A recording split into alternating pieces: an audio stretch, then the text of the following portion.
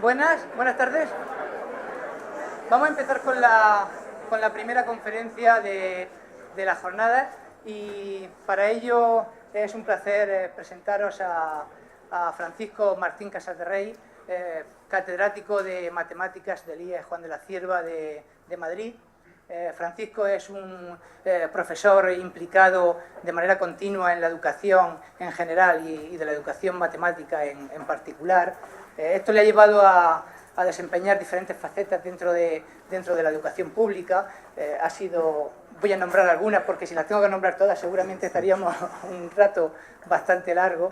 Ha sido inspector de educación en Madrid, ha sido profesor del Liceo Español en Roma, es un profundo conocedor de las matemáticas del Renacimiento y en particular de las matemáticas, de la relación de las matemáticas con el arte.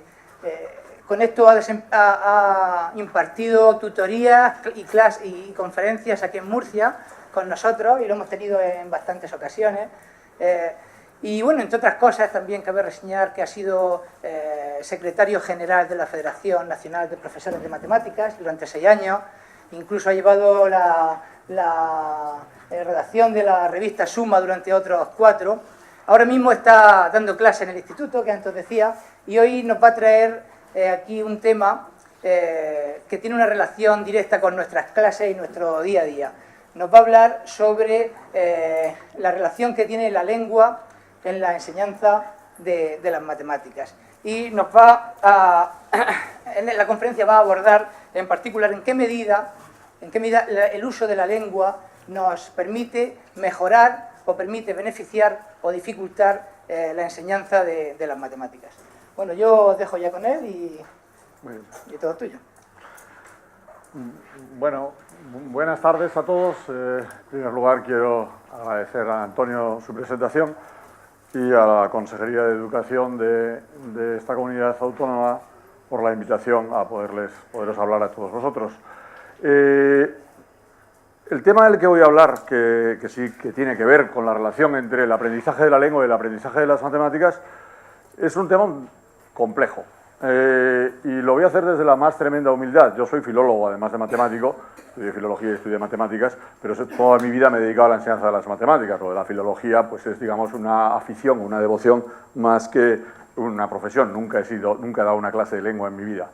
Pero sí que desde hace bastante tiempo me he dedicado un poco a reflexionar, al principio en voz baja y luego a veces un poco más en voz alta, sobre esta relación entre esos dos aprendizajes, ¿no? Tanto la lengua como las matemáticas tienen un estatus un poco especial en el currículum de la enseñanza primaria y de la enseñanza secundaria, son las materias vehiculares de alguna forma, o cualquier otra perífrasis de las muchas que se utilizan para definirlas, instrumentales, etcétera, no sé, en fin, hay distintos nombres, pero siempre se agrupan un poco aparte. Ahora a veces se le añade la lengua extranjera y, bueno, yo creo que pocas veces nos hemos puesto ni los matemáticos ni los filólogos a reflexionar sobre de qué manera influyen una en la otra y nos pueden afectar. El título que le he puesto, esto ahora no va, un segundín. El título que le he puesto a la conferencia es La lengua de las matemáticas, que alguno probablemente pues habrá caído en la cuenta de que tiene algo que ver con esta estupenda película, que a mí me parece, me han dicho que además aquí hay muchos compañeros que sois maestros, y me parece que es un perfecto homenaje a los maestros, la película de José Luis Cuerda, La lengua de las mariposas. Y lo he elegido como título haciendo esta perífrasis y hablando de la lengua de las matemáticas porque sabéis que el maestro, que creo que se llamaba Don Gregorio, que es el protagonista de la película, le dice a Moncho, que es el niño en un momento, la lengua de las mariposas es espiriforme. Bueno, pues una forma muy matemática esto de tener forma espiral. Pues yo creo que la lengua de las matemáticas es espiriforme también a veces y entonces nos retorcemos sobre nosotros mismos, lo cual a veces dificulta bastante el aprendizaje. Bien, yo me planteaba un poco cómo reflexionar, ya digo, primero en voz baja y luego en voz alta sobre este asunto de la lengua y las matemáticas, y entonces pues empecé a funcionar como siempre que me meto en un tema que sea relativamente nuevo, en un perfecto desorden, el desorden mental que cualquier persona suele tener en su cabeza. Entonces empecé a mirar de qué cosas había que hablar. Si quieres hablar de lengua y matemáticas o tienes que reflexionar, pues hay que hablar de lengua y evidentemente de matemáticas. La lengua, pues normalmente solemos referirnos a 4 destrezas básicas, ¿no? Comprensión oral, comprensión escrita, expresión oral, expresión escrita. Pero también hablamos a veces, pues contraponiendo, y esto también tiene que ver con las matemáticas, del lenguaje natural y el lenguaje formal. Bueno, siguiendo con esa especie de caos, pues empecé a mirar en PISA cómo se describían la competencia matemática y la lingüística y aparecían verbos importantes como comprender, definir, comunicar, enunciar, demostrar. Bueno, luego en matemáticas, además de todo esto, hasta ahora estaba escrito en castellano y lo podíamos entender, utilizamos este 8 tumbado así, ¿no? Que es el infinito, símbolo de pertenece, el de para todo, el de existe, expresiones tan bonitas e incomprensibles incluso para casi un porcentaje muy alto de matemáticos como que e elevado a pi i más 1 sea igual a 0, donde resumimos todo el conocimiento matemático, de alguna forma aparece todo, ¿no? Ahí junto, el neutro de la suma, el del producto, el número i de los complejos pi y e, o sea, está ahí todo resumido, estupendo y precioso. Pensar y razonar, representar, modelar, plantear y resolver, traducir, argumentar. Y cuando llegamos a este punto me di cuenta, bueno, también más cosas, reflexión, ya no sé ni dónde salen las cuestiones que voy poniendo, reproducción, ya no me cabía nada en la pantalla, y además todo esto está relacionado, es decir, la lengua se relaciona con las matemáticas con la lengua, además la comprensión oral y la comprensión escrita están muy vinculadas. Naturalmente esto tiene que ver también con relaciones que se van complicando, y este es un poco el caos final que terminé yo en la cabeza cuando me planteé sobre esto. Entonces, yo cuando llego ya a este follón así mental, digo, vamos a ponerle un poco de orden, A un amigo mío decía en la era de los ordenadores, en clase de matemáticas, viva las tizas de colores, que es lo que muchas veces la administración nos deja usar como recurso didáctico, y no está mal. Dice, vamos a ponerle un poquito de color. Entonces yo empecé a poner de distinto color, clasificado un poco por categorías. Y pasé, un segundo que esto ya no sé si va para adelante o para atrás, pues de ese esquema a este esquema en el que estaba simplemente puestos ciertas cuestiones ordenadas por color. Lengua y matemáticas, que era por donde habíamos empezado, en amarillo, que estaban así desde el principio, y lo demás, bueno, pues, en fin, ordenado un poco por ciertas categorías. Y decidí que esto era un caos excesivo, que había que ponerle un poco de orden. Y entonces empecé a organizar las cosas. Lengua lo vamos a poner a la izquierda, matemáticas a la derecha, o al revés, podría haber sido del lado contrario. Como la lengua es la invitada, vamos a ponerla en el lado preferente, el primero de los dos, siguiendo estrategias de protocolo. Y empecé a ordenar el resto de las cuestiones, pensar, razonar, representar, modelar, plantear y resolver problemas. Evidentemente, traducir y argumentar va por su orden. El resto de las cuestiones, veis que poco a poco se me fueron solas, en el caos mental de mi mapa cognitivo sobre el asunto, se me fueron ordenando. La verdad es que eso se hizo solo. Luego hacer el PowerPoint para que se movieran solas fue un trabajo tremendo, pero en mi cabeza se movieron solas. Y logré más o menos ponerle un cierto orden. Ya al final dije, y todos estos símbolos matemáticos vamos a ponerlos abajo todos juntos, ¿veis? Y hasta queda bonito. Y esto es un poco entonces el esquema de lo que yo os voy a intentar hablar. Ya digo, desde la más tremenda humildad de que simplemente son reflexiones hechas ahora en voz alta y hasta hace poco, pues, por mi cuenta y en voz baja. Bien, plantear y resolver. Esta es una tarea importante, plantear y resolver problemas, título de un libro famoso de Polya, entre otras cosas, cómo plantear y resolver problemas. Entonces, me planteé, pues, algunas cosas que las habréis visto, ¿no? Estábamos reflexionando un poco desde la perspectiva de PISA y planteé, o elegí este problema muy conocido, que apareció en la prueba piloto, no se llegó a hacer ninguna prueba PISA, en la prueba piloto de PISA de la primera de las ediciones. Dice, el texto del problema que se les planteaba a los chavales, decía, aquí ves una fotografía de una casa de campo, el tejado en forma de pirámide. Debajo hay un modelo matemático del tejado de la casa con las medidas correspondientes. Y veis ahí abajo el esquema que se planteaba, ¿no? Es una pirámide de base cuadrada de 12 metros de lado, tiene 12 metros de arista y tiene otro cuadrado. Bueno, el texto seguía y decía, la planta del ático ABCD en el modelo es un cuadrado. Las vigas que sostienen el tejado son las aristas de un bloque prisma rectangular EFG HKLMN. E es el punto medio de AT. F es el punto medio de BT. G es el punto medio de CT y H es el punto medio de DT. Todas las aristas de la pirámide tienen 12 metros de longitud.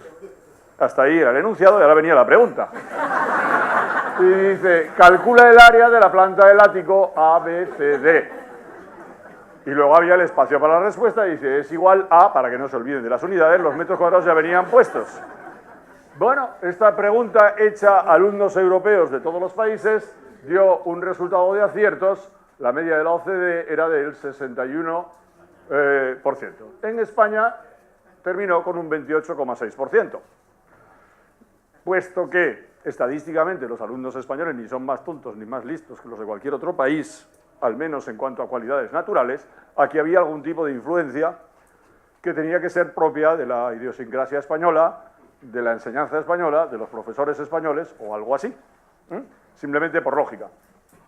La conclusión a la que le hemos llegado la mayor parte de las personas que hemos reflexionado sobre este asunto es que los alumnos nuestros a la primera lista de letras se aburren y ya no siguen leyendo más. Es decir, no se pudo saber cuántos lo habían dejado en blanco.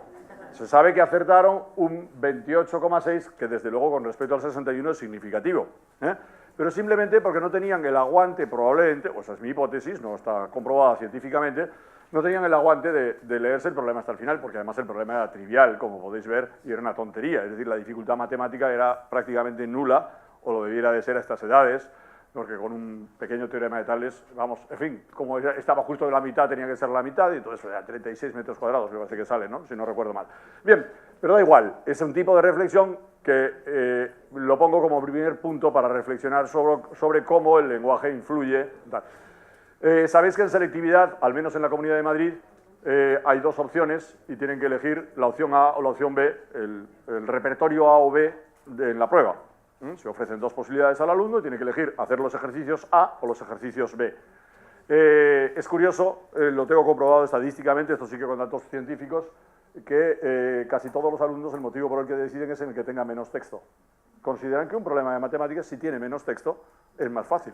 Entonces, aunque descaradamente haya uno que sea endemoniadamente difícil, no sé, una integral un poco rebuscada o alguna cosa extraña, si es más corto, mucho mejor. Si hay un problema que sea un sistema de 3 ecuaciones con 3 incógnitas compatible y determinado, pero el texto sea un poco largo, directamente no lo terminan de leer y dicen, vamos a pasar a la otra opción que será mejor. Es decir, que aquí hay una cierta relevancia de que el uso de las... ¿verdad? Y no lo digo como uso genérico, sino en el caso concreto de los alumnos españoles, tienen una especial dificultad para seguir textos largos. La información se fragmenta cada vez más y probablemente esto, en vez de mejorar, esté empeorando con el paso del tiempo, porque estamos acostumbrados a poder decir cuántos son, 142 caracteres, contar nuestra vida, y entonces, pues evidentemente, si hay un problema de matemáticas necesita más, no está a la moda. Vamos a tener que escribir en WhatsApp los exámenes dentro de poco, porque probablemente es una forma de limitarnos a la hora de hacer las preguntas. Bien, segundo punto dentro de pensar y razonar, acudo a un texto histórico, que este es una pena que cantidad de gente no lo conozca. Es un libro publicado por el Grupo Cero de Valencia, uno de los grupos que renovó la didáctica de las matemáticas en este país. Los que tenemos una cierta edad lo hemos usado, reusado, eran fotocopias realmente de manejo de tal, lo publicó el ICE de la Universidad de Valencia y se llamaba Estrategias, Conjeturas y Demostraciones. Y voy a tomar de aquí otro ejemplo de un problema al que siempre le he tenido especial cariño, porque muestra muy bien la relación entre el pensar y el razonar, el lenguaje y el razonamiento matemático. El problema dice, en una familia de 5 hermanos, uno de ellos ha roto un cristal. Juan dice, ¿ha sido Hugo o Tomás? Hugo dice, no hemos sido ni Esteban ni yo. Tomás dice, los dos están mintiendo. David dice, no, uno está diciendo la verdad, pero el otro no. Y Esteban dice, no, David, eso no es verdad. El padre, que es sincero, buena puntualización, dice que de sus 3 hijos, siempre dice, 3 siempre dicen la verdad, pero que los otros 2 mienten y no son de fiar. ¿Quién rompió el cristal? Este problema, el Grupo Cero lo propuso en clase a alumnos, en época del BUP, es decir, en la prehistoria, bueno, para muchos de aquí, en la época en la que estudiasteis vosotros, no voy a llamarle la prehistoria, yo no, yo soy anterior a eso, pero, en fin, los trienios tienen que servir para algo, y como para sueldo no sirven para mucho, pues a ver, por lo menos para presumir de cosas de estas. Bien, quiero decir que los pasaron una serie de alumnos de BUP y queriendo observar ciertos aspectos. Estos eran profesores de matemáticas, evidentemente los del grupo 0, y querían el gusto por la certeza y la búsqueda de un método en la resolución de este problema. Bueno, lo pasaron a 59 alumnos de segundo y tercero de BUP, por si acaso alguien, se lo traduzco, quiere decir cuarto de la ESO y primero de bachillerato, de los cuales razonaron correctamente 5 de 59. Perdón, 5 no, 9 de 59, exactamente 9 de 59. Bien, a mí lo que me interesa más que aquellos que razonaron correctamente, porque alumnos brillantes los tenemos todos, de vez en cuando, algunas veces nunca, yo sí, algún año ninguno, pero de vez en cuando hay alguno, es los que razonaron mal, porque hay cosas muy curiosas. El problema del cristal es perfecto, decían ellos mismos, esto es cita literal, para localizar ese rasgo que consiste en la resistencia a aceptar el desafío lógico, que es una de las más notorias claves del fracaso en matemáticas. Veamos algunas respuestas propuestas por el grupo 0.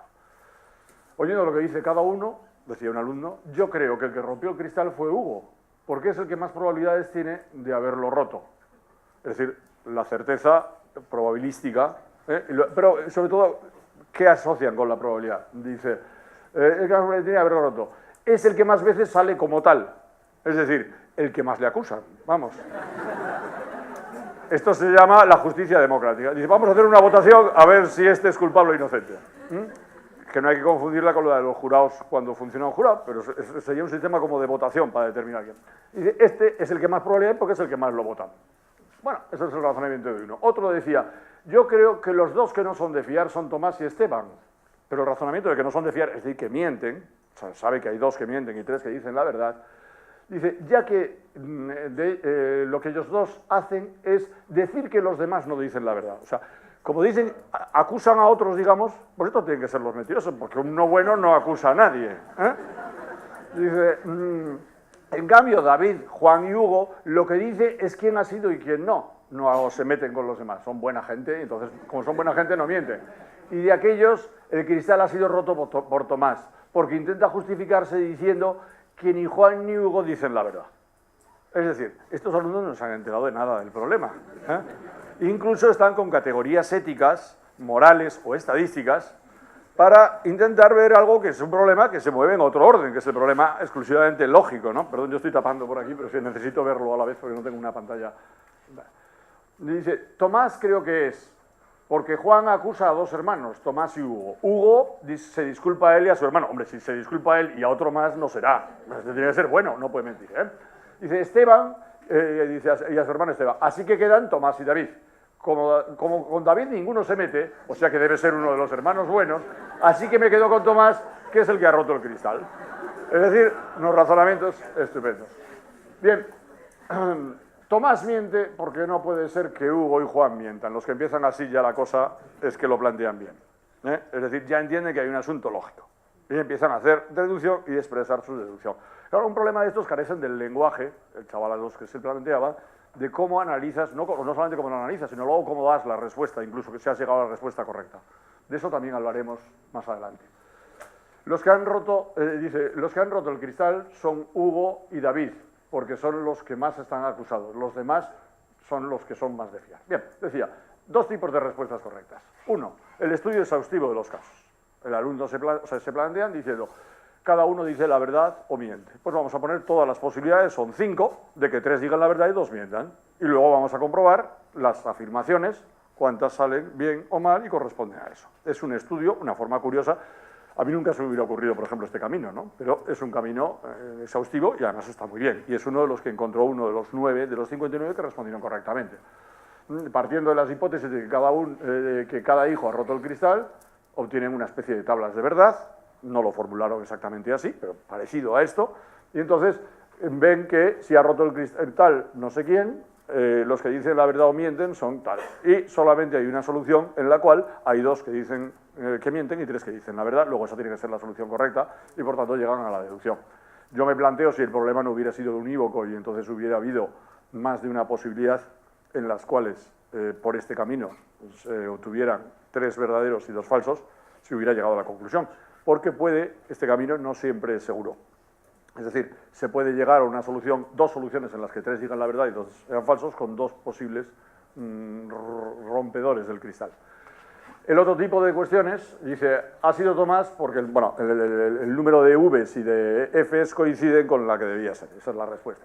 La otra... Claro, si los demás han acertado todos igual, sí, exactamente. Dice, profe, pues yo lo he hecho por otro camino, no sé por qué me suspendes, ¿no? Que decían los demás, o sea, eso ya nos lo conocemos. Sí, sí. Dice, Tomás miente, puesto que si dijera la verdad, empiezan a razonar por ahí, etc. Bien, dejo ahí el problema, que si acudís al libro original de Grupo Cero, le sacan mucho más juego, y hay muchísimos otros problemas distintos, y plantean en cada caso qué cosa hicieron, cómo lo probaron con sus alumnos y cómo reaccionaron. Es un libro histórico que se puede conseguir y si no buscáis a cualquier profesor que tenga más de una cierta edad y que lleve bastantes años metido en los movimientos de enseñanza de las matemáticas, y aquí entre el público hay bastantes, y os pasa una fotocopia seguro. Y buscando por internet, en algún sitio estará, no cabe duda. Bien, lenguaje, segundo de los asuntos que yo quería tratar, es lenguaje natural versus lenguaje formal, ¿no? Y os pongo otra situación, una piscina, y dice, esto es un problema típico que podemos encontrar, no sé, hubo un tiempo en que no, o sea, estos problemas estaban en los libros, luego desaparecieron, los que somos algo más viejos todavía, los teníamos cuando éramos pequeños, luego se suprimieron distintas cosas y tal, luego y ahora se han vuelto a poner y vuelven a aparecer en los libros, son de este tipo. Dice, una piscina dispone de 2 caños de llenado, o de 2 grifos te ponen ahora porque la palabra caño ha desaparecido del mapa, A y B, y un desagüe D. El desagüe no se llama C, sino D de desagüe. Dice, usando el caño A, la piscina se llena en 4 horas. Usando el caño B, se llena en 3 horas. Y si está llena y abrimos el desagüe D, se vacía en 6 horas. Bien, hasta ahí, enunciado de datos. Ahora viene la pregunta. Dice, ¿cuánto tardará en llenarse si abrimos A y no taponamos el desagüe D? Segunda pregunta. Dice, ¿y si abrimos los 2 caños y dejamos sin taponar el desagüe D? Cualquier alumno que tenga 2 dedos de frente dice, mira, no sé lo que tardará, pero si abres los 2 grifos y cierras el tapón, seguro que se llena antes y además es lo lógico. ¿Por qué me pones a hacer preguntas de cosas que no tienen ningún tipo de lógica? Además, es que muchos profesores dicen, no, yo hago una matemática conectada con la realidad y no cambian ni la palabra caño, que yo la he dejado a propósito donde la saqué, y te lo ponen así, esto es una situación real, o sea,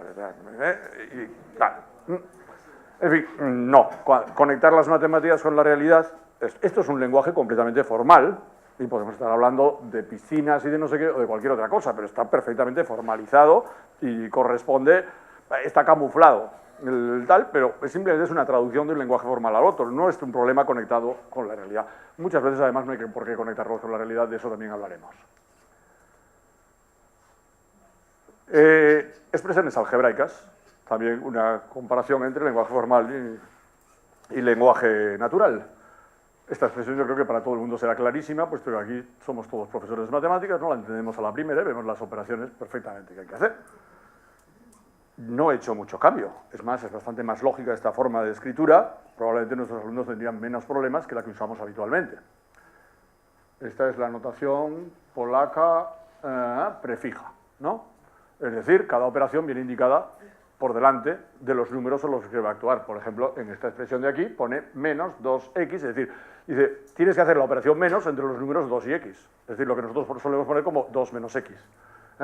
El resultado de esa operación viene ahí, bueno, esta es la misma, pero hay algún fallo de algún carácter que como no lo estoy poniendo en mi ordenador, le debe faltar algún tipo de caracteres, por eso no vemos algunas operaciones, me imagino que son signos pues más o por, o algo por el estilo. Es una pena, pero eso es que no hemos podido poner mi ordenador, que es que estaba el juego de caracteres preciso, pero bueno, quiero decir, notación polaca prefija y sufija. Si lo hubierais visto con los por y los signos de división, que no eran otra cosa, que venían delante, además de los más, los menos sí que han salido, los demás han desaparecido todos porque deben formar parte de un juego de caracteres específico, pues bueno, la gente les lo pones delante, incluso con matemáticos hoy día, y se quedan alucinados. Algunas calculadoras de hace unos años, no sé si las de Texas Instruments funcionaban así, que tenían notación polaca prefija. Sí, o las HP, bien. Unas de esas, algunas funcionaban así. En todo caso, nosotros, al final, le ponemos... Y, hombre, esto ya sí que lo entiendo, ¿eh? Claro, pero para nuestros alumnos, para muchos alumnos, esta cosa, que de las 3 es la más artificiosa de todas, porque las otras tienen un orden lógico. Es decir, ¿qué tengo que hacer? ¿Con qué lo tengo que hacer? Y lo que hago queda tal. Aquí el orden de... O sea, allí se puede leer todo entero, de la izquierda hacia la derecha, y dice, suma el resultado que te dé restar a 2x, con el resultado que te dé restar, tal, y puedes seguir de izquierda a derecha la lectura y el orden en el cual tienes que actuar. Mientras que, y mejor todavía, cuando es sufijo, pues dice, con esto y con esto los tengo que restar, y lo sustituyes y lo pones en el lugar donde estaba. Y entonces vas colocando el resultado de la operación en cada una de otras. Lo veremos un poquito más claro. Esta de aquí, sin embargo, pues a pesar de que estamos claros, entre que las matemáticas en muchas cosas vienen de lo árabe, donde escriben en sentido contrario, y luego tenemos los órdenes de prelación marcados con nuestros paréntesis y tal, pues a nosotros esto que nos parece evidente cómo funciona, pues para un alumno primero no sabe ni en qué orden tiene que leerlo. Nosotros mismos a veces tenemos dudas. Por cierto, por si tenemos alguna duda, y a veces no reflexionamos sobre esto, y esto ya es una dificultad, el álgebra elemental crea una dificultad muy seria, porque es absurdo, la notación del álgebra elemental es absurda completamente, es formal y no se atiene a nada, y cuesta un esfuerzo añadido sobre la comprensión en sí de las operaciones algebraicas que hay que hacer.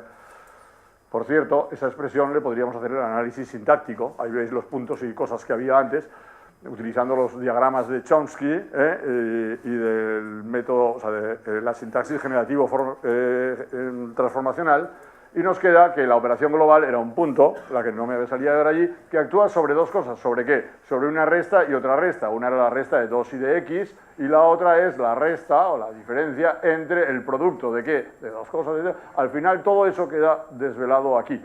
Pero tú le preguntas a una persona qué operación estás haciendo aquí y a un alumno le cuesta un auténtico esfuerzo decir que eso es un producto. Nosotros lo vemos porque estamos experimentados después de muchos años, darnos cuenta de que es un producto. Pero un alumno ve eso y tú le preguntas, podéis probarlo con una expresión de este estilo, a cualquier alumno de tercero de la ESO, por ejemplo, lo digo para que ya tenga una cierta experiencia de álgebra, aunque no demasiada, y te dice, eso es una resta. Porque lo primero que encuentra de izquierda a derecha, y en lengua está leyendo de izquierda a derecha, es una resta. El paréntesis se lo salta porque sabe que eso no sabe muy bien para qué sirve, para separar las cosas, pero eso es una resta. Nosotros decimos, pues qué animal, fíjate, dice que eso es una resta, si está clarísimo que eso es un producto. Entonces, es decir, ojo que los formalismos, que no los hemos cambiado, y que a lo mejor algunos debían haber sido cambiados para racionalizarlos, pero tienen un origen histórico, y tienen un origen, es decir, el signo más, sabéis todos que viene de la abreviatura del plus. Se utilizaba plus en latín en los libros para la suma, como es lógico, luego se transforma en una P y luego se convierte en una P formal que poco a poco al final queda el aspa de la P. Y el signo menos proviene de minus, la palabra minus, que luego en textos manuscritos se abreviaba con una M y posteriormente esa M se iba deformando hasta quedar una especie de raya horizontal, por cierto, mucho más larga que la habitual que usamos ahora. Luego lo que pasa es que los tipógrafos tenían que utilizar una que fuera cómoda y no iban a hacer una específica y entonces la disminuyó de tamaño. Aun con todo, cuando uno se pone a escribir un examen, ¿verdad?, con Word, a veces encontrar cuál es el tamaño del signo menos que tiene que poner, pues sale uno muy pequeñito. Si ponéis al 0,150 ya sale el correcto, por cierto. Bien, además esto, los matemáticos no es que lo hagamos con expresiones elementales, o sea, esta es una página clarísima, ¿verdad?, de un libro de matemáticas, de texto, además es un libro histórico, porque es el libro de Russell y Whitehead, de Principia de Matemática, y se ha escrito entero así. De vez en cuando dicen however, o so, es decir, eso para aclarar. El resto está muy claro y no necesita nada más. Por otra parte, es un libro importantísimo en la historia de las matemáticas. Yo no es que me quiera meter con eso, pero quiero decir que los matemáticos somos dados a este tipo de cuestiones, que no es precisamente, que no somos unos... en fin, no nos dedicamos a buscar la comunicación. Tampoco es que busquemos el arcano por el arcano, pero una puntita de dificultad añadida nos gusta. Expresión oral y expresión escrita, comunicar. Bueno, pues voy a hacer un ejercicio en vivo y en directo, porque es que hoy día ya sabéis que las conferencias es un género literario en decadencia. O uno le pone un algo añadido y no basta con el PowerPoint, esto está ya un poco pasado. Entonces, necesito 2 voluntarias y un voluntario por aquello de que tienen que ser 3 y la discriminación positiva. Les voy a poner una tarea. O sea que, si no los elijo como elijo yo, yo siempre me pido voluntarios en la clase y luego digo, voluntario tú y tú, como queráis. Por ejemplo, esta señora que sonreía antes del pelo rizado que está al lado... Sí. Tú misma, voluntaria, gracias. ¿Quién más aquí por...? ¿Dónde estaba la chica que no veía...? Ah, tú, sí, mira, también sí. Que no veías bien el PowerPoint antes. Salir por aquí, por favor. Y ahora un hombre, el hombre me da igual, ya puede salir cualquiera. Sí, sí, venga, tú mismo, sí, perfecto, perfecto. Mira, vamos a, para que se vea que yo no hago discriminación. Tú eliges la primera bolsita, ¿cuál te gusta más? La roja, muy bien, no la abras.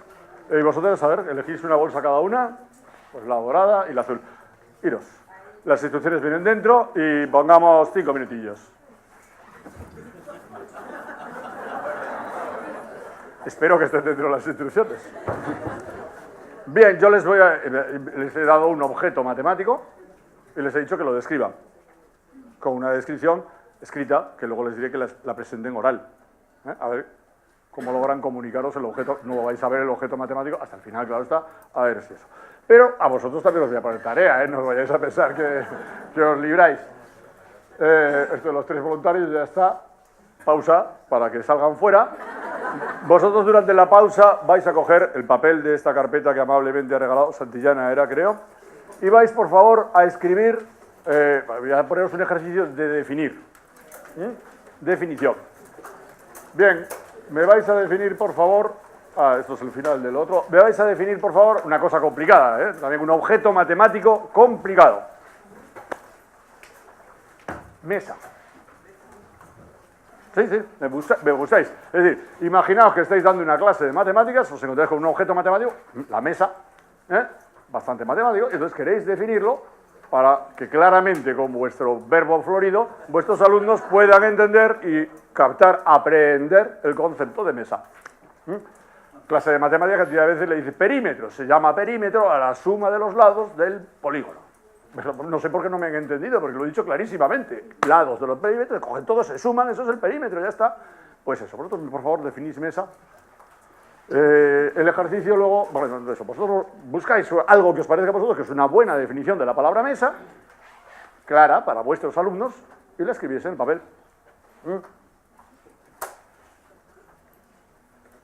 No os he dicho, he estado tentado, lo he dicho en alguna ocasión, que definierais suma, porque es para jartarse de reír lo que uno escucha después, y ya me ha parecido que, en fin, tampoco era plan. Pero mesa es una cosa que sí que podéis todos hacer, y a ver. Lo de suma no creo que lo hiciéramos todos, Los matemáticos no sabemos definir muy bien suma, nos costaría un esfuerzo grande.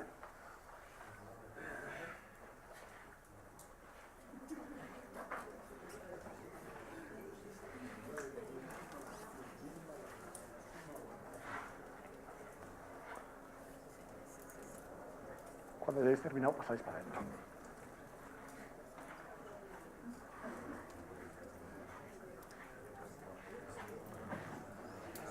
Voy a darles instrucciones complementarias, un segundo. Tenéis que, volvéis con el objeto dentro de la bolsa para que los demás no lo vean, ¿no? Vosotros volvéis con el papelito y la bolsa. Sí, sí, lo sé, lo sé. Les he dicho que vengan con el objeto, hombre, que no vengan con el objeto en la mano porque se mata la gallina de los huevos de oro.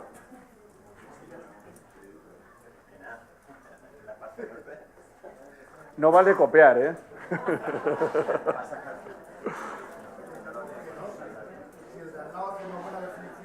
Que la copien después. Ahora es el ejercicio creativo literario de concebir una buena definición.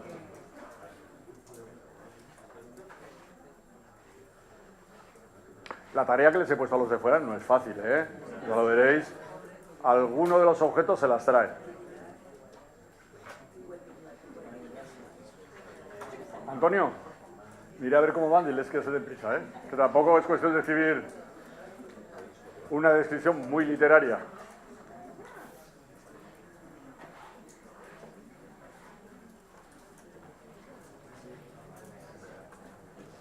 Está bien esto porque a mitad te permite un descanso.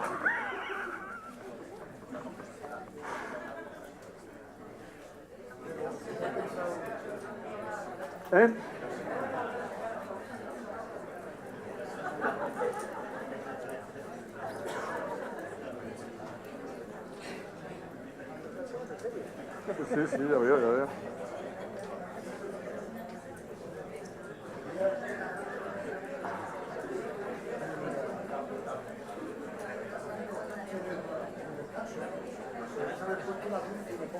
Claro.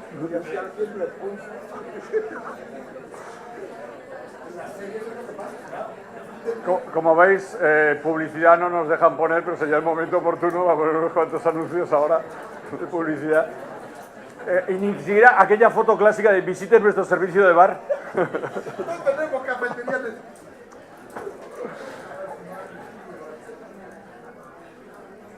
Bueno, voy a decirles yo que el tiempo se ha acabado, que tienen que entrar.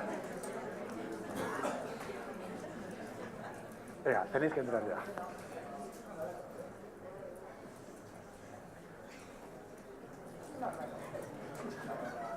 A la bolsa.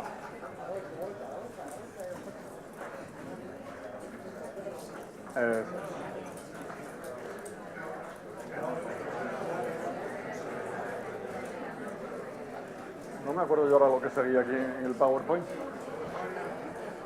Ah, bolsa amarilla. Te va a tocar empezar a ti, que tienes la bolsa amarilla. Bien. Espera que llegue también tu compañero, el tercero. Ya estáis aquí los tres. Muy bien, pues vamos a continuar. ¿Cómo te llamas? Marisa. Marisa, que le correspondió, o eligió ella la bolsa amarilla, es la que tiene que hablar en primer lugar. Puedes venir por aquí, te pones este micro, porque si no, no te oyen, y lees tu descripción del objeto matemático extraño que se encuentra ahí encerrado en la bolsa. Bueno, a ver, no sé si he contado bien los triángulos, creo que no, pero bueno. Es como un cubo de Rubik con unos 10, creo que son unos pocos más, triángulos equiláteros y que se van apoyando en bases de rombos y triángulos. Los extremos son como un círculo en pico formado por 5 triángulos. ¿Ya está?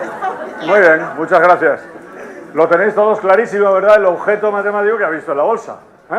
Es como un cubo de Rubik formado por triángulos. Bueno, ¿lo has dicho formado por triángulos? Más o menos, sí, sí. Que forman como era aquello. Estaba muy bien, o sea, literariamente me gusta.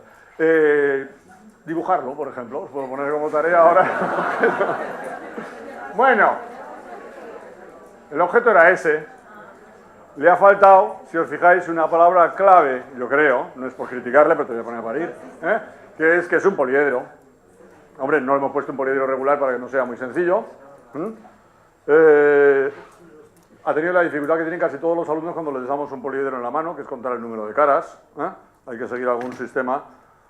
Es un poliedro no regular, como se ve. ¿Por qué sabemos que no es regular? Porque no tiene el mismo número de caras, son todas triangulares, pero no tiene el mismo número en cada vértice. Es muy curioso, cada vez que he sacado este objeto entre matemáticos, dice, ahí va, pero ¿se puede formar con triángulos un poliedro que no sea regular? Pues claro que sí, muchos. Tiene 12 triángulos, es un dodecaedro, y es uno de los muchos. Hay dos versiones de este, de esos que tienen un isómero al revés, es decir, que es la imagen especular del objeto. Bueno, en todo caso, es un poliedro con 12 triángulos tal, probablemente nos hubiera dado una idea más exacta, porque si cogéis 12 triángulos, y esto sabéis que estas piezas son de las que se pueden soltar, si dais 12 triángulos solamente se pueden cerrar de una manera, usando los 12, quiero decir, ¿no? Pero bueno, esta es una descripción, veis que la dificultad de describir, y a nuestros alumnos no les proponemos que describan muy frecuentemente objetos, digamos, si no describen razonamientos, como en el problema de la rotura del cristal, y no describen objetos, darles un objeto matemático y tratar de describirlo, solamente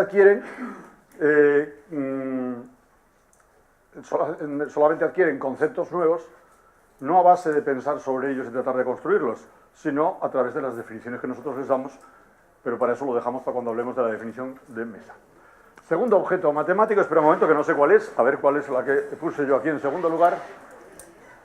Bueno, es un poliedro de tipo deltaedro, es un dodecadeltaedro, es el nombre técnico, y tiene 12 caras que son triángulos equiláteros. Pero quiero decir que yo lo que, digamos, podría aspirar con esto es que, y lo que busco, digamos, como test es si se ponen las dos palabras clave, que es un poliedro, que no es regular, y que está formado por 12 triángulos.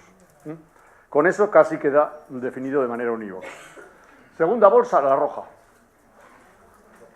Pues te toca a ti.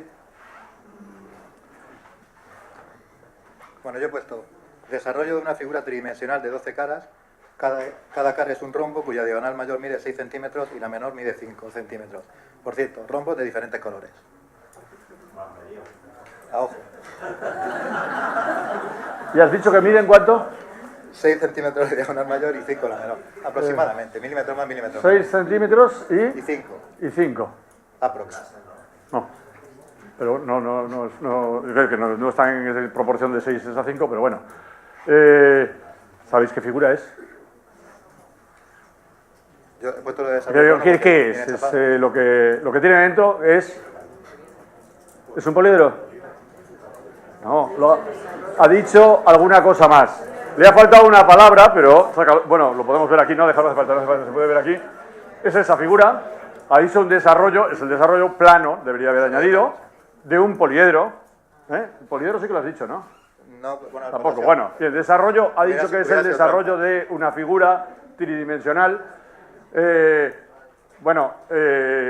Está bien. Las primeras veces yo lo daba completamente plano y entonces el resultado era pésimo. Y luego le he puesto un añadido que es que simplemente va plegado. Y entonces, de hecho, uno puede formar. Es decir, están hechas, quiero decir que la figura que yo le he dado no estaba plana, no es la impresión con la impresora directamente, sino que a la vez es esta. Bien, yo creo, y esto es una crítica a la formación que recibimos los matemáticos, como decía un amigo mío, oye, los poliedros, dice, tú en tercero cuando ves geometría, ¿qué ves? Dice, es que se me acaba enseguida, decía. Dice, bueno, pues los poliedros, después de decir que son 5, ¿y cuántas caras, aristas y vértices tiene cada uno? ¿Qué más tienes ahí que sacarles? No dan de más de sí. O sea, no se me ocurre. Claro, yo entiendo que, porque yo de poliedros me han enseñado muy poco en mi vida.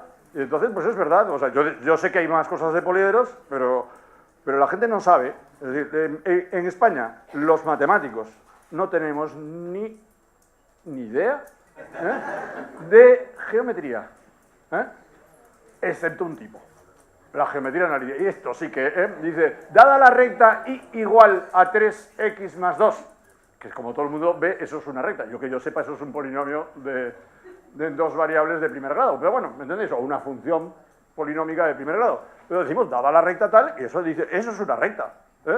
La recta no es la representación gráfica de eso, siquiera. Es decir, tenemos una mala relación con la geometría histórica, en la cual casi toda la geometría que nosotros es álgebra. Nosotros en España enseñamos álgebra, aprendemos álgebra.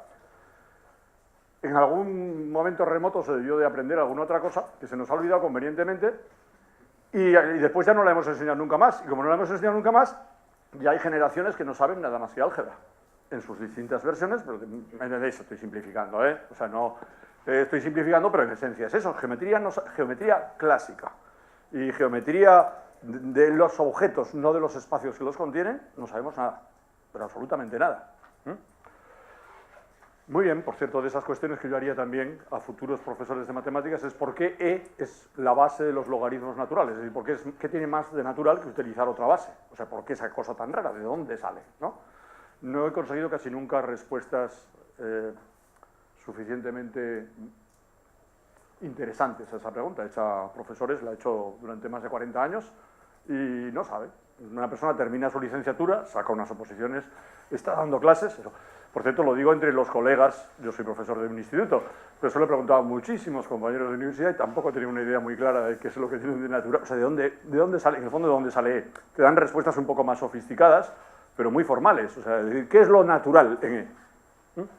Por cierto, otra pregunta interesante es, ¿qué es más grande? Lo digo como problema para quien le gustan los problemas un poco complicados, E elevado a pi o pi elevado a E, ¿y por qué? Es un problema interesante ponérselo a hacer. Algún alumno mío lo ha sacado, por caminos muy variados, y muchísimos colegas por caminos también muy variados. Pero es un problema interesante, porque son casi iguales. Es bastante fácil ver que uno es más grande, pero... Bien, en todo caso, este es el desarrollo plano y habéis visto el tipo de descripción con respecto al tipo de objeto, que es lo que me interesaba reflexionar. Es decir, que cuando nosotros nos ponemos a poner palabras a aquellas cosas que tratamos de enseñar, aun partiendo de la realidad, de algo tangible y tocable, tenemos dificultades, como las habéis tenido vosotros cuando estabais ahí fuera. Lo he sacado a 3 personas, pero esto nos podría haber pasado a cualquiera, incluido yo mismo.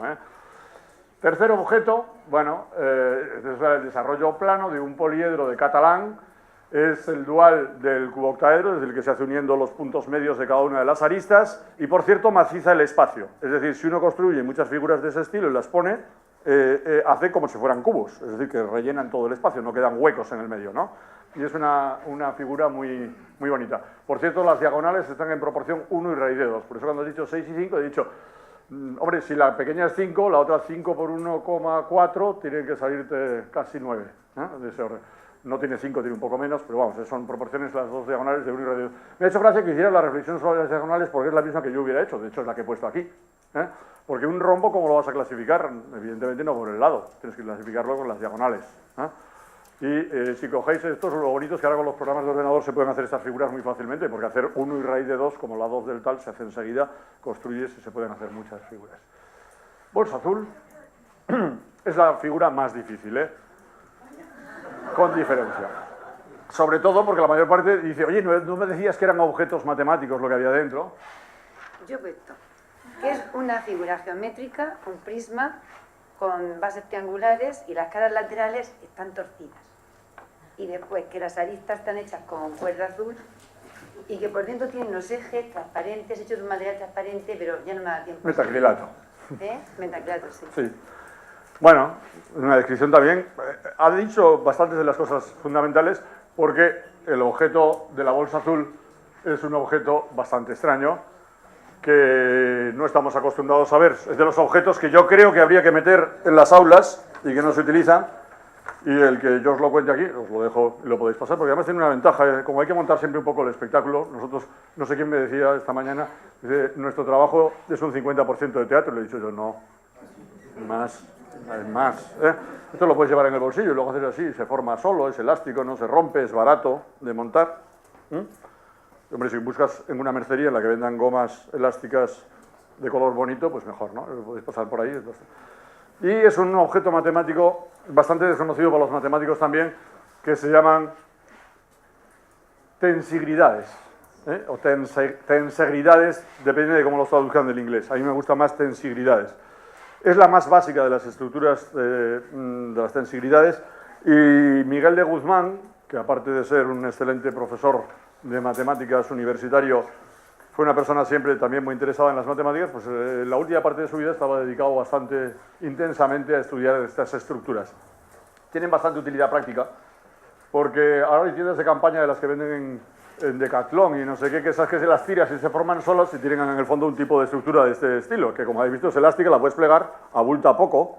Si la elasticidad de las gomas, que las de mercería pues tienen sus limitaciones, es suficiente, los puedes meter al final en un tubito de nada y cuando lo sacas, se forma todo. Están también muy relacionados con el arte, las esculturas y tal. Y une 3 tipos de elementos siempre. Elementos rígidos, que corresponden ahí, si lo veis, a las varillas de metacrilato. Elementos elásticos atractores, que en este caso serían las gomas elásticas, que si las pones entre 2 elementos rígidos, pues entre 2 vértices, tratan de atraer. Los otros limitan la distancia entre 2 vértices, se quedan siempre los vértices a la misma distancia. Y el tercer elemento serían elementos que distienden, o sea, muelles que separan, ¿no? Que tienes 2 vértices, colocas un muelle entre ellos y tienes que separarlos. Entonces es combinar elementos de estos uniendo vértices mediante los 3 tipos de uniones, de tal manera que la estructura quede estable, tenga equilibrio. Y es muy curioso porque entre las muchas aplicaciones de matemáticas de ese estilo está la geopolítica. Es decir, se utilizan este tipo de estructuras, y no solo como metáfora, para analizar relaciones internacionales. Los países son puntos, hay ciertas atracciones comerciales, es decir, nunca vamos a meternos mucho con lo que pasa en Crimea, porque al fin de cuentas no nos vayan a cerrar la espita del gas, entonces se puede decir algo y no sé qué, pero aquello al final pues, se mantendrá a una cierta distancia. Otras que son rígidas, porque son inamovibles, y otras cosas que, sin embargo, lo que se trata es que estén lo más separados posible. Y al final lo que tienes que hacer es llegar a aquello que llaman el concierto mundial, que más que un concierto muchas veces es un berenjenal. Entonces, el estudio de situaciones complejas, hay muchísimas situaciones de la realidad que se pueden describir con estos 3 tipos de uniones. Esta figura era muy difícil porque uno no tiene por qué conocer lo que es una tensegridad. Esta es la más simple de todas las tensegridades, otras son combinando esto y se llama simplex.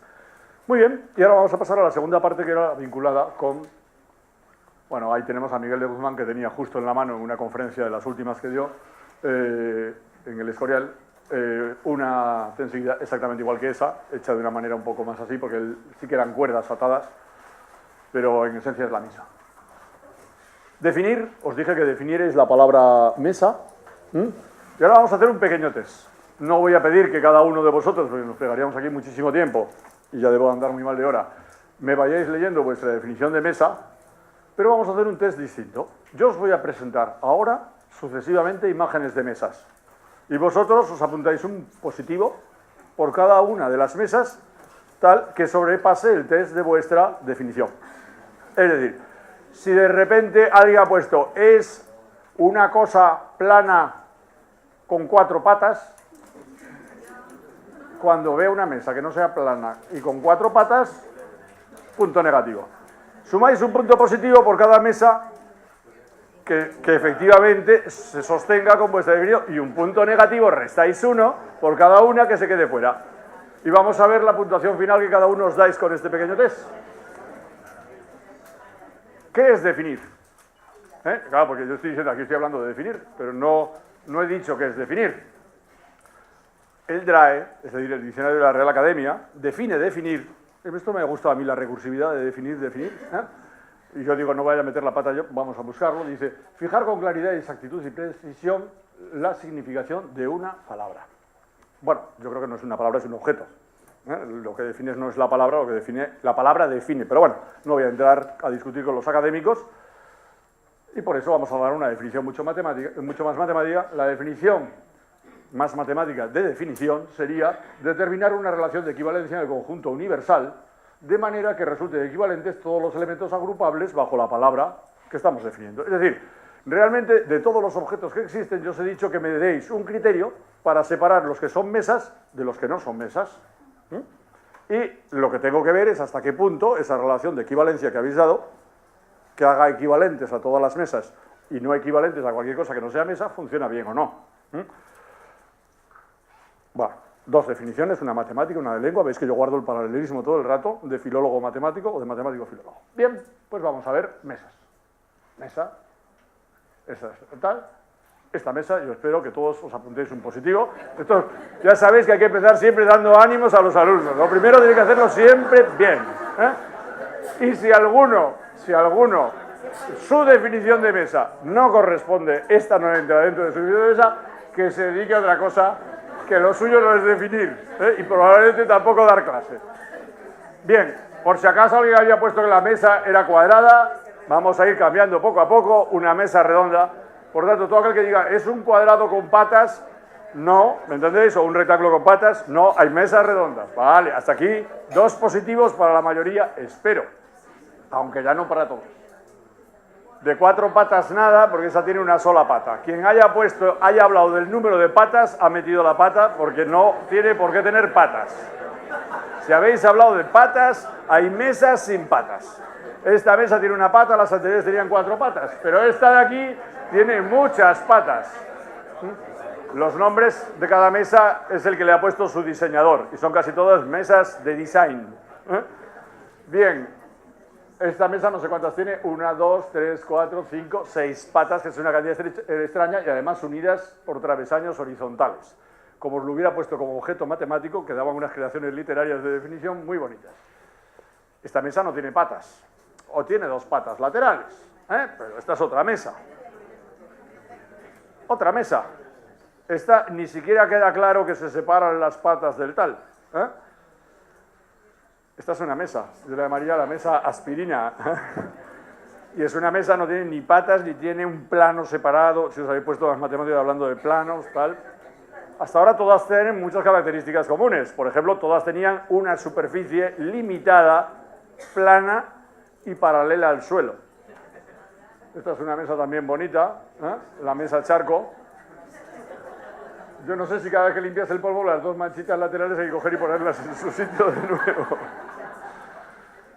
Esta otra mesa, agujero negro. Esta es triangular y además ya la figura que delimita el sobre, se llama, de la mesa, ya no es un polígono, ni un círculo, ni una cosa extraña, más rara. Esta mesa que me encanta es muy matemática porque es un hiperboloide, con 4 patas, eso sí que asoman por abajo, pero bueno. Esta mesa de enfermo o de lectura en la cama. Esta mesa que ya no tiene un plano, tiene 2. Es una mesa retráctil, así se mete una parte debajo de la otra.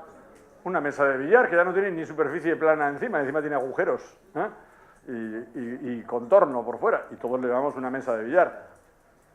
o una mesa de arquitecto que no tiene ningún plano horizontal, ni tampoco, por cierto, bueno, patas, en fin, es otro tipo de mesa. O esta mesa, también tan matemática, que el diseñador le llamó la mesa Newton. No sé por qué, pero bueno. Esta, que es la mesa de Rubik, es una mesa, no es un cubo de Rubik, aunque tenga forma de cubo de Rubik. O esta otra que me gusta también bastante, aunque me parece horrorosamente fea. No sé si estos serán unos baffles al final, es una mesa de múltiples usos, digamos. En todo caso es una mesa con... Eso no sé si se convertirán en asientos, porque es una mesa que en cuanto le quitas estas partes, se queda sin superficie la mesa, no sé para qué sirve muy bien, pero bueno. Esta mesa llamada Tangram, que tiene muchas formas de componerse distintas. Y patas ni os digo las que tiene. Y esta mesa que le llaman mesa hornillo, que tampoco tiene una superficie plana exactamente encima. O, hablando de temas educativos, pues la última mesa no podía ser otra que un pupitre tradicional, que también es una mesa. Un pupitre es una mesa con el plano inclinado, es la definición que me parece que da la academia, más o menos. Quiero decir que incluso definir una cosa tan cotidiana como mesa, habéis visto que hay una dificultad seria, y estoy seguro de que la puntuación que habéis tenido cada uno, si habéis empezado a sumar tal, que no proponía que lo hicierais, pues os puede dar mucha satisfacción o decir, uy, y que en todo caso está hablando de un objeto bien sencillo, cotidiano. Me gustaría saber un test, esto lo podemos hacer con la mano alzada simplemente, ¿cuántos sabéis? Igual que yo preguntaba antes, ¿cuántos, si en tal objeto se había puesto o no poliedro, que era la palabra clave? Hay una palabra clave en mesa, que es mueble. ¿Cuántos habéis usado en la definición la palabra mueble? Levantar la mano. Lo veis, ¿no? El resultado. Es decir, suele estar en torno a la cuarta parte. Normalmente de personas utilizan la palabra mueble en la definición de mesa.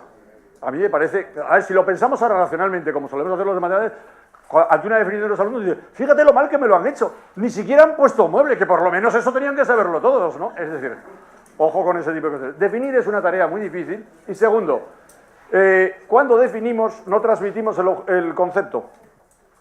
Eso que nos creemos los matemáticos, porque claro, en matemáticas te habitúas y cuando llegas a un cierto nivel, bueno, te dan una palabra nueva y dices, llamaremos variedad diferencial conexa, pam, pam, pam, sueltan una cosa y aquello te queda relativamente claro. Eso no está claro que pase en la mente de nuestros alumnos. Por ejemplo, la confusión entre polígono y poliedro es frecuentísima porque no llegan a formar ninguna de las dos ideas. Y la idea básica de que uno es una figura de más de 2 dimensiones y la otra no, pues no está tan clara. Es decir, no basta con dar una definición, y una definición perfecta y preciosa, que además es partición del conjunto universal en 2 partes y no sé qué, sino que hay que aprender, con H intercalada, el concepto antes de tratar de definirlo. Y para eso se tiene que basar en una experiencia. Es decir, nosotros, ¿por qué sabemos qué es una mesa y qué no es una mesa cuando vemos mesas? Y todos los que os he puesto la podíais identificar, alguna a lo mejor me la discutíais, pero en general se puede identificar como mesas. Y sin embargo, tenéis tantas dificultades para dar un criterio de cuándo. Es decir, porque son tareas intelectualmente distintas. Nosotros, a través de la experiencia, logramos formar el concepto de mesa y todos sabéis lo que es una mesa. No se me ocurre dudar de eso. Lo que no sabéis es definirla.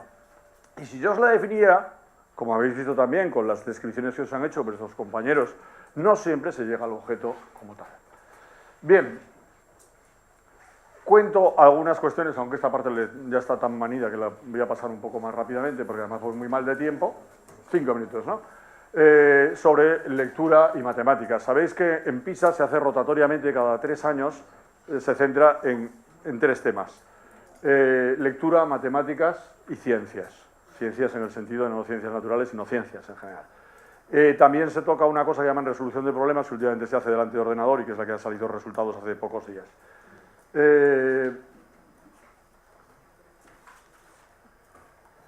Es que prefiero pasar casi a las conclusiones porque ya os he contado suficientes cosas.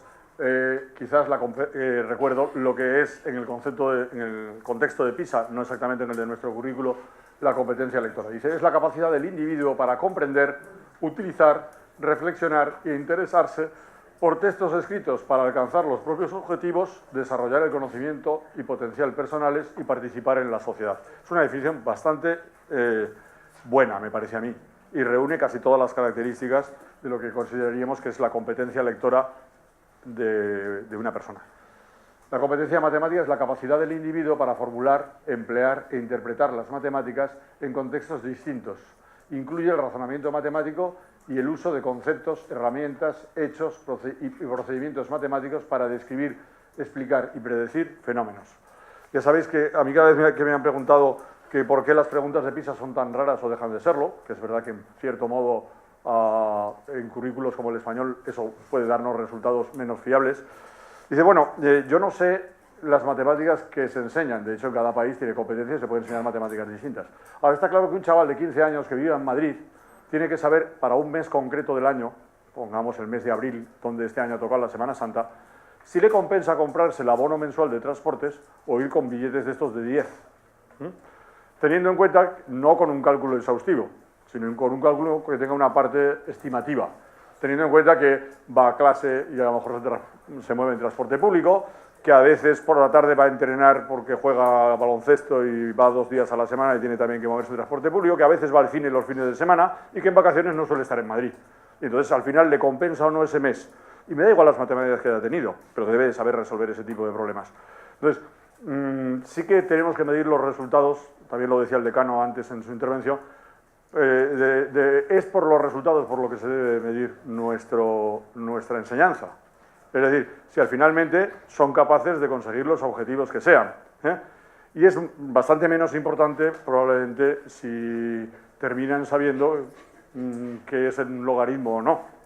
Al menos eso también, pero que sepan lo que es un logaritmo y no sepan cuántos metros cuadrados tiene su casa, ni la más remota idea, no sepan, o sea, ni saben de qué va aquello, o que no sepan ni tengan la más remota idea de eso, de si les compensa tal cosa o tal otra, o lo que nos suele pasar a todos cuando damos clases de primero de bachillerato, por ejemplo, de ciencias sociales, y dices, bueno, meto dinero en un banco, me pagan al 3%, un plazo fijo, tal, no sé qué, meto 100 euros cada mes durante 2 años. Por si acaso le pones entre paréntesis, o sea, 2.400 euros. Y dice, ¿cuánto tendría al final? Se ponen, aplican unas fórmulas que les has enseñado allí y te dice 7.400 euros. Y dice, oye, dime el banco que quiero llevar mi dinero allí, claro. O que te dice, tendrás exactamente 127,42 céntimos. Y las respuestas que no tienen absolutamente tal y no les tampoco ningún criterio. Y dice, pero ¿tú no te das cuenta que esto es una barbaridad? Pues no, ¿por qué? Porque han hecho tantas matemáticas absurdas que no tienen el criterio de distinguir qué es absurdo y no es absurdo. Incluso cuando lo que está es una cosa de la realidad que podría decir. Es decir, el mecanismo automático que deberíamos implantar en nuestros alumnos de esto no puede ser. Y ante esto prefiero no entregar este resultado de problema que entregarlo como está, porque seguro que está mal. Ese mecanismo de seguridad que cualquier adulto usamos en todas nuestras circunstancias no lo transmitimos bien y eso es una autocrítica. Lo digo directamente de mis propios alumnos y de mis propias clases. No me trato de meter con nadie. Bien, las subáreas y una serie de gráficos tenía ahí, pero quiero pasar a las conclusiones. Mirar, cuando uno trata de hacer conclusiones sobre cosas que ha estado contando, empieza a correr peligro serio. Hasta aquí los que estabais en situación de peligro erais vosotros, que podíais sacar como público para andaros a definir no sé qué y dejaros en tal. Claro, aquí ya me tengo que pringar. Entonces yo me pongo muy ecléctico en estas cuestiones y voy a estar muy dicotómico. Voy a dar conclusiones muy tajantes y luego les voy a poner un pero a cada una. Y entonces las he agrupado de 2 en 2. Esto queda muy matemático, es una cierta simetría y tal, y me va a proporcionar por lo menos el estilo y a ver si con esto logro tomarlas también con un cierto grado de ironía, aunque creo que digo cosas serias. El lenguaje formal supone una barrera que no todos los alumnos son capaces de superar. Yo creo que eso es una conclusión que yo la tengo muy clara y que espero que vosotros la tengáis clara también, porque si no las tenemos claras los profesores de matemáticas, que eso supone una barrera muy dura y que tenemos que ayudarle al alumno que la supere, pero que es muy difícil de superar, pues vamos mal. La formalización del lenguaje es un contenido importante en la enseñanza de las matemáticas. Es decir, yo no estoy diciendo que puesto que la formalización y el lenguaje formal sea una barrera muy difícil de superar, no tengamos que dedicarnos a ella, nos tenemos que dedicar a tareas difíciles y la formalización es un punto importante. El lenguaje algebraico elemental es artificioso y choca con la dirección habitual de la lectura. Solo si el profesor es consciente de dónde reside la dificultad puede ayudar a superarla. Y el problema es que la mayor parte de los profesores dicen, yo no sé por qué no entiende esto de los paréntesis y es facilísimo. Lo tengo muy claro. Es decir, o somos conscientes de la dificultad que hay allí y les estamos marcando el orden alternativamente hacia la izquierda y hacia la derecha que tenemos a la hora de hacer una operación, me estoy hablando de alumnos Me centro fundamentalmente en la ESO al tomar los ejemplos, pero es extensible a otras edades, por debajo y por encima, porque el álgebra de alguna manera empieza primero de la ESO formalmente, pero muchas veces se enseña incluso algo antes y desde luego con posterioridad. Y hay quien eso que es bastante caótico y viene por unas causas históricas, pero no tal, no lo termina de entender nunca, y es la barrera que corta. Como encima nosotros damos tanta álgebra, resulta que sigamos prescindiendo de aprendizaje matemático, de reflexionar sobre objetos, de tocar, de no sé qué, de tal, a mucha gente. Y es una de las claves importantes de tal. Y está muy relacionado con un lenguaje, en este caso con un lenguaje formal, el lenguaje de las matemáticas. La verbalización del razonamiento, escrita, pero también oral, es decir, no solamente ponerlo por escrito, como decían vuestros compañeros, sino también en clase contar cómo han razonado y contar el problema, es una fase esencial y previa a la formalización. Es decir, si uno no es capaz de haber razonado, de haber resuelto ecuaciones de primer grado y de segundo grado, por la cuenta de la vieja, ¿me entendéis? Es decir, digamos, analizando la situación y siendo capaz de resolverla, no será capaz nunca de llegar al grado de formalización de pasa esto para la izquierda, pasa para la derecha, despeja la X y no sé qué y te sale. Hay que haber aprendido nuevamente qué es resolver ecuaciones antes de ponerse a resolverlas formalmente. Y la formalización es siempre posterior a la fase en la cual tiene que verbalizar. Y sabéis que la experiencia que tenemos todos los profesores es que cuando nos hemos enterado auténticamente de algo es cuando lo hemos enseñado. Porque lo estamos verbalizando, lo estamos poniendo por escrito, lo estamos oralizando. Y esa tarea es muy importante que la hagan los alumnos y no dedicamos suficiente tiempo en nuestras clases a que el alumno exprese su razonamiento. La formalización surge como una necesidad para el alumno a la hora de comunicar su respuesta a un problema interesante. Y tiene bastante contenido como contraposición con lo anterior. Es decir, si el alumno le interesa el problema, razonará y además verbalizará y se esforzará terriblemente por expresar. Y eso tiene que ser antes de pasar a la ecuación. ¿Me entendéis lo que quiero decir? Esa fase previa no se la podemos quitar, porque es un placer para el alumno. Entonces, si le prescindimos de esa y formalizamos demasiado pronto, prescinde de esa experiencia de no, porque yo he pensado que, claro, si el número de manzanas, si tuviera la mitad de manzanas, entonces hubiera pagado no sé cuánto. Y claro, si le quitas luego el plátano y el no sé qué, estás resolviendo un sistema de ecuaciones razonando en voz alta. Incluso alumnos malos lo hacen bien. Aquellos que después, malos en el sentido de que formalizan mal. En los niveles secundarios, definir no siempre es la mejor manera de introducir un concepto. En los niveles secundarios y en los primarios, por supuesto. Definir no siempre es la mejor manera de introducir un concepto. Los conceptos hay que introducirlos a base de experiencia, no hay otro camino. Las matemáticas es una ciencia experimental, no lógico, hipotético, deductiva. La forma hipotético-deductiva es una forma de presentación de las matemáticas. Las matemáticas siempre han salido de observar la realidad. Y no hay otra forma de hacer matemáticas. Luego uno experimenta sobre realidades virtuales en su momento. Pero quiero decir que en los niveles en que estamos hablando parten de la realidad, directamente, y no hay otra forma. Y se reflexiona sobre ella y se razona sobre ella. Y entonces hay que ponerle nombres a las cosas, hay que no sé qué, hay que razonar, hay que construir.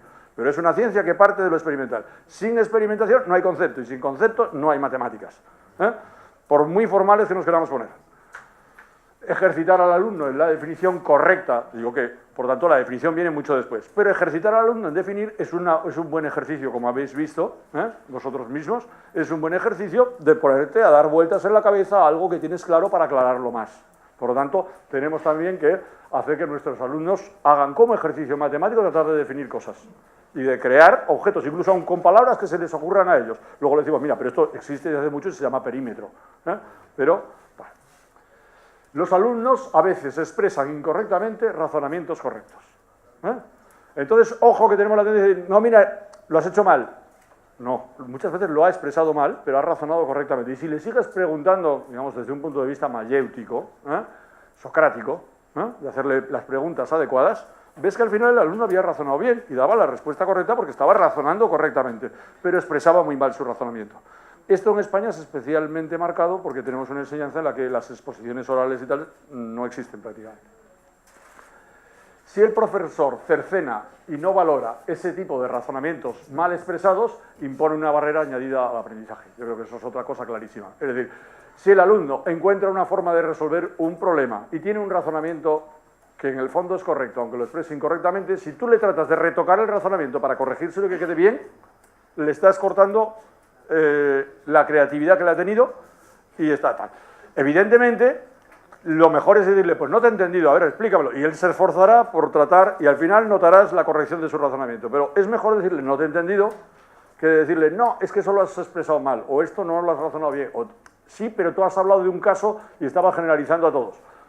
Porque a veces te hablan con ejemplos. Te dice, supongamos que te están hablando de un ejemplo, y claro, no es que esté generalizando falsamente, sino que te está diciendo, esto es cierto para X, para todos los X de un conjunto, ¿me entendéis? Y lo que no ha expresado bien es que sea para todos. La conexión con el entorno no es solo un problema de vocabulario y de lenguaje. Esto viene por lo de la piscina, es decir, hablar de piscinas y de tal no hace que el problema esté más conectado con el entorno. La conexión con el entorno es conectar con la realidad, no solamente con el lenguaje de la realidad, también con el lenguaje, pero no solo con el lenguaje. Sí, corto. Alternativa a esta, dice, hay muchas situaciones ricas en lenguaje y en matemáticas que no están conectadas con el entorno. Es como aquello que dice, yo a mis alumnos de historia les cuento de la guerra civil hasta nuestros días porque eso es lo que está más vinculado con su realidad. Y dice, pues bueno, lo que más le interesa es lo de los romanos. Es decir, hay muchas realidades ajenas a lo cotidiano que son una buena fuente de experimentación en matemáticas y que son realidades extrañas y tal, y bonitas. Es decir, que no siempre todo ha de ser conectado con la realidad, pero conectar con la realidad es importante y no solamente en el lenguaje, sino en todo lo demás. Por último, el uso adecuado de la lengua por parte del profesor a la hora de explicar y definir conceptos y de plantear y resolver problemas es trascendente, es importante y es trascendente para el alumno y para su aprendizaje. El profesor de matemáticas ha de hacer un uso intencionado de la lengua en la clase y no dejarlo al azar. Es decir, no podemos improvisar ni en la redacción de un problema. Todo eso hay que hacerlo con intención y no para ser precisos y rigurosos, sino sencillamente para que nos demos cuenta del valor de hacerlo bien o hacerlo mal y que el uso adecuado nos puede llevar a un punto a otro. La lengua y el profesor, un profesor que tuve hace muchos años, decía, en matemáticas hay que ser preciso, conciso e inciso, y no profuso, confuso ni difuso. Y además todos aspiramos, la lengua y el alumno, a tener alumnos agudos y no obtusos. Muchas gracias.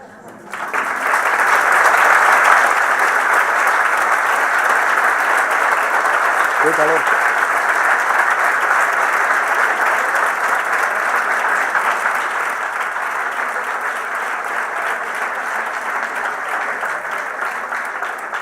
Siento que no haya tiempo para preguntas.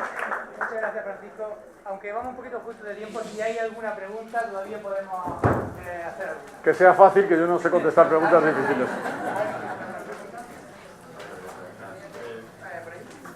Es una mesa. Un mueble. Un mueble. No es nada fácil. Yo no sabría. No he buscado, además, pensé en buscar la definición de la academia porque me temía que esa pregunta podía salir. Pero no me ha dado tiempo. Tengo ahí el móvil, lo podría buscar ahora mismo.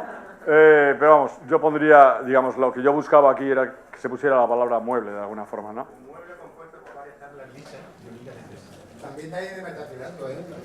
Es lo que dice la racional. Sí, se lo ha mirado. En todo caso, el DRAE no es especialmente bueno para definir, ¿no? Hay cosas bastante... Hombre, hay una pretensión de hacerlo bien, lo que pasa es que no siempre se logra.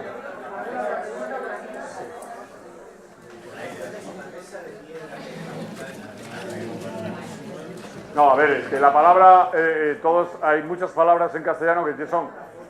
Sí, no, digo que hay muchas cosas ya, pero yo lo que no he querido es salir fuera del tal. Mesa, meseta, etcétera, son palabras que coinciden en la grafía, pero que son distintas. Es lo que en la academia viene, o como palabras distintas te ponen mesa 1, mesa 2, o te vienen como mesa, primera acepción, segunda acepción, que hay una diferencia, Una es cuando hay dos palabras distintas que su grafía es la misma, y otra es cuando una palabra tiene varios significados distintos. Yo no he querido salirme de... O sea, yo cuando os he dicho una mesa, me habéis entendido todo a qué tipo de mesa me refería, y no estaba hablando de la mesa geográfica.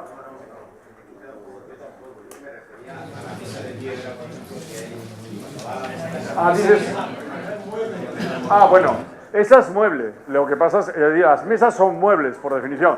Otra cosa es que no haya quien lo mueva por lo que pese.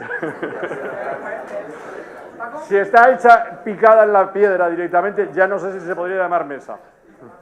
Pero bueno, dime. Lo que has planteado de la caza por la fórmula que tienen los alumnos en clase. No sé si eso es culpa nuestra, de los propios profesores. Eso que dices tú, cuando has dicho el problema este de la inversión en el banco, Sí. pues a veces te dicen menos 37. Sí. Pero diga, ¿a quién me ha robado? Claro. Yo una vez puse un problema y los alumnos me venían, estamos hablando de alumnos de universidad, me decían, profesor, es que me sale 6,27432. ¿Y qué pasa?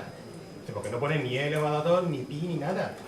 Entonces, el problema es que les hemos enseñado a hacer problemas que tienen una solución ingeniosa en base a una fórmula. Sí. Y eso es algo que deberíamos de... Por eso yo creo que el formular cosas que tengan sentido y que entiendan, pero no puede ser que no te puede salir, no ves que no te puede salir menos 7. O sea, de todo lo que te puede salir menos 7... Yo creo que además ese mecanismo es esencial. Ya sabéis, hay algún colega que se ha dedicado a recoger meteduras de patas, son especialmente interesantes las de los políticos a la hora de usar conceptos matemáticos, ¿no? Hay una muy famosa de este que fue en la época del Yakolev, ministro de... ¿Cómo se llama? Que era de por aquí, además, creo, ¿no? Trillo, fue compañero mío de bachillerato, por cierto. Su padre lo nombraron gobernador civil de Zaragoza y entonces Zaragoza coincidió conmigo. Bueno, no, Trillo, en esto, cuando el resto del Yakolev dijo que habían caído en un... o sea, la información que le pasaron, pues el servicio de prensa del ministerio dice que los restos ocupaban un círculo de 1 kilómetro de radio. Y dijo, estos animales, dice, no se han dado cuenta que pocas matemáticas sabe, y corrigió, de 1 metro cuadrado de radio. Era una superficie, y se cayó en un círculo de 1 metro cuadrado de radio, dijo, y se quedó tan ancho, ¿no? Bueno, da igual porque meteduras de patas están todos los días. Lo que digo es que el mecanismo de no puede ser, o no lo desarrollamos suficientemente, o tal. Y en esto, ya que esto trata de probabilidades, permitirme dos cosas, ¿no? Una que me gusta mucho, aunque evidentemente está traidísima por los pelos, pero es que ayer la volví a oír con las motos. La había oído hasta ahora con el cinturón de seguridad, ¿no? Dice, es muy peligroso ir en coche sin cinturón de seguridad, como todos sabemos. Información que te dicen, a continuación, Dirección General de Tráfico. Porque el 10% de las víctimas mortales en los accidentes de tráfico iban sin cinturón. Yo me lo quité inmediatamente y dije, el 90% iban con cinturón de las víctimas mortales, ¿no? Es decir, te quieren dar veracidad dando un número y te dan un número que no significa absolutamente nada. Porque si, por ejemplo, el 20% de los ciudadanos circulan sin cinturón y luego solamente de los muertos hay un 10%, sería más seguro ir sin cinturón. Pero si es el 1% los que van sin cinturón y luego son el 10% de los muertos, es que multiplicas la probabilidad de tener un accidente por 10. Quiero decir, pero te dan el 10% van sin cinturón y se quedan tan anchos. Y no le ven, y además es que le tratas de explicar y dice, bueno, pero ¿por qué tengo que decir cuántos llevan cinturón? Y le digo, porque si no, no significa nada la frase. Bueno, pues el otro día le dijeron con las motos. Es muy peligroso las motos porque en el 36% de los accidentes están implicadas motos. Bueno, pues no sé, si estuviéramos en sitios como Roma, que está lleno de motorinos más que coches, pues bueno, pues me parecerían pocos. En España me temo que son muchos porque intuyo que hay un porcentaje en el parque móvil de motos mucho más pequeño que el de coches. Pero si no te dan la otra cifra, no significa nada que te digan que en el 36% de los accidentes han estado implicados motos. O sea que esas cuestiones del lenguaje están llevadas. Y no le funciona al ciudadano medio, que han pasado todos por nuestras manos, no le funciona tal. Y luego, una cosa a las facultades de matemáticas, ya que estamos en una. Tened en cuenta, los que estáis en las facultades de matemáticas, que cuando damos clases a los alumnos en secundaria, en futuros matemáticos les damos clases a poquísimos. O sea, nuestro fracaso no está tanto en las matemáticas que lleguen a saber los alumnos que solamente 38 de 60 no habían aprobado ninguna asignatura, sino está en las matemáticas que saben los médicos y cómo hacen las estadísticas a veces, los periodistas y todos los demás, porque esas terminan afectando los economistas. Las matemáticas que usan los economistas, ¿no?